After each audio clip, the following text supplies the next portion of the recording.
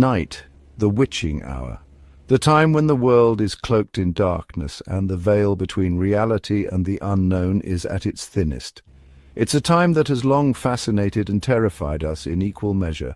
The stillness of the night, the quiet that seems to amplify every creak and whisper, creates an atmosphere ripe for the imagination to run wild. When shadows dance and whispers fill the air, our minds begin to play tricks on us. We see shapes in the darkness, hear footsteps that aren't there, and feel a chill that has nothing to do with the temperature. It's in these moments that the stories we've heard, the tales of terror and the unknown, come rushing back to us. It's in these dark hours that we find ourselves drawn to tales of terror, stories that have been passed down through generations, told around campfires and read under the covers with a flashlight. These stories tap into our deepest fears and remind us of the fragility of our sense of safety. Tales that send shivers down our spines and make us sleep with the lights on. They make us question every shadow, every creak, and every whisper. They remind us that sometimes the things that go bump in the night are more than just figments of our imagination. Tonight we delve into the eerie world of motel horror. Motels, those seemingly innocuous roadside havens for weary travelers, have long been the setting for some of the most chilling tales. Isolated and often located in the middle of nowhere, they provide the perfect backdrop for stories of terror. Places where weary travelers seek rest, only to find themselves trapped in nightmares. These aren't just stories, they are real-life accounts of people who have experienced the unexplainable, the terrifying and the downright sinister. Motels, with their transient nature and often eerie ambience, seem to attract the inexplicable. They're real-life accounts of people who checked into motels seeking refuge but found something far more sinister. These stories are not just about the supernatural, but also about the very real dangers that can lurk in the shadows. From mysterious disappearances to ghostly apparitions, the tales of motel horror are as varied as they are terrifying. Join me as we explore two terrifying motel horror stories. Stories that will take you to the edge of your seat and make you think twice before checking into that seemingly harmless roadside inn. These accounts will delve into the experiences of those who have lived through the terror and come out the other side, forever changed. Stories that will leave you questioning what lurks in the shadows of those roadside inns. As we journey through these tales, remember that the next time you find yourself on a lonely road, seeking shelter for the night, the horrors of the motel may be closer than you think. So sit back, turn off the lights, and prepare to be scared. Our first story takes us down a desolate highway in the heart of Texas. The road stretches endlessly, a ribbon of asphalt cutting through the vast empty landscape. The sun hangs low in the sky, casting long shadows and painting the horizon with hues of orange and red. It's a scene of serene isolation, where the silence is only broken by the occasional rustle of the wind. Sarah, a young photographer, was on a road trip, her camera her only companion. She'd always been drawn to the open road, the promise of adventure and the unknown. With each click of her camera, she captured moments that told stories of places and people she encountered. This trip, however, was different. She was alone, seeking solace and inspiration in the solitude of the Texan highways. She was chasing the sunset, eager to capture its fiery beauty. The sky was ablaze with colors, a perfect subject for her lens. She pulled over to the side of the road, stepping out to frame the perfect shot. The air was warm and the light was perfect. She felt a sense of peace, a connection to the world around her that she often sought through her photography. As dusk settled, she realized she'd strayed far from the main road. The familiar landmarks were gone, replaced by an unfamiliar and eerie quiet. The light was fading fast, and with it her sense of direction. She checked her map, but it offered little help. The roads were unmarked, and she felt a growing sense of unease. The isolation that had once been comforting now felt oppressive. Fatigue set in, and Sarah knew she needed a place to rest. She had been driving for hours, and the weariness was beginning to take its toll. Her eyes were heavy and her mind was clouded with exhaustion. She needed to find somewhere to stop, to recharge before continuing her journey. The thought of spending the night in her car was unappealing, but she saw no other option. That's when she saw it, a neon sign flickering weakly, announcing Bates Motel. It was like a mirage in the desert, a beacon of hope in the growing darkness. The sign was old and worn, but it promised a bed and a roof over her head. She felt a sense of relief wash over her as she turned off the highway and headed towards the motel. It seemed like a beacon in the growing darkness. The closer she got, the more she could see the details of the place. It was small and unassuming, with a few cars parked outside. The neon sign buzzed and flickered, casting an eerie glow over the parking lot. It wasn't much, but it was enough.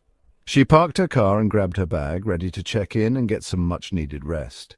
Little did she know this beacon would lead her to a night of terror. As she approached the front desk, a sense of foreboding settled over her. The clerk's smile was too wide, his eyes too cold.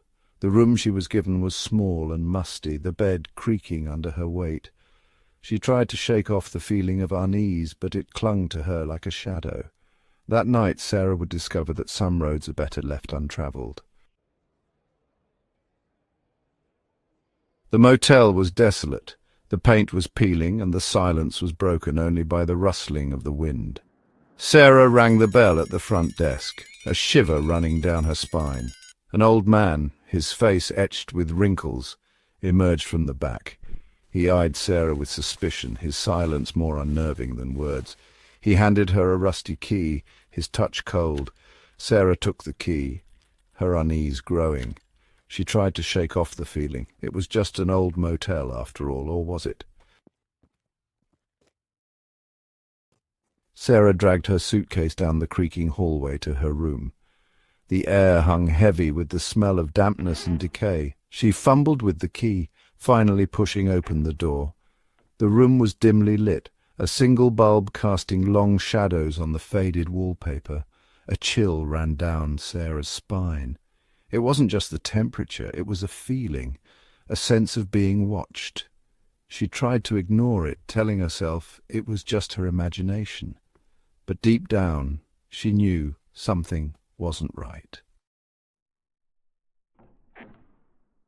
Sarah decided to explore the motel grounds. The air was thick with an eerie silence, broken only by the occasional rustle of leaves. The sun was setting, casting long shadows that made the abandoned buildings look even more sinister. The pool was empty, its murky water reflecting the overcast sky. It looked like it hadn't been used in years, the water stagnant and filled with debris. Sarah shivered as she imagined what might be lurking beneath the surface. As she walked around, she noticed a small shed behind the motel, its door slightly ajar. The shed looked like it could collapse at any moment, its wooden frame rotting and covered in ivy. A sense of foreboding washed over her. Curiosity got the better of her.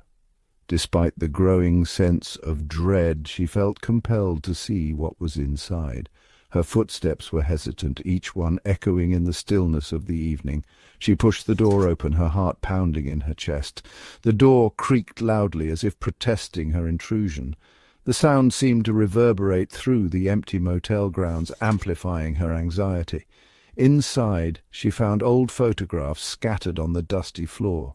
The room was dimly lit, with only a small window allowing a sliver of the dying daylight to filter in. Dust particles floated in the air, adding to the sense of abandonment. They were pictures of the motel guests, their faces contorted in terror. Sarah's blood ran cold. These weren't ordinary photographs.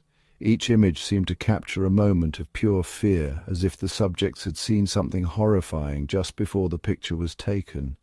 They were snapshots of fear, captured moments before something terrible happened. Sarah's mind raced with questions. Who took these photos? What had the guests seen? And why were these images left here, abandoned and forgotten? The unsettling discovery left her with a sense of dread that she couldn't shake.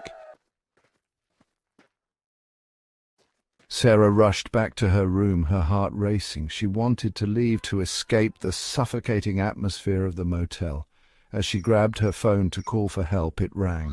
The voice on the other end sent shivers down her spine. It was a raspy whisper, barely audible. "Get out now!" The call ended abruptly, leaving Sarah in stunned silence. Fear coiled in her stomach. She had to get out, and she had to get out now. The night was a blur of terror. Sarah heard noises outside her door, scratching, whispering, the sound of heavy breathing.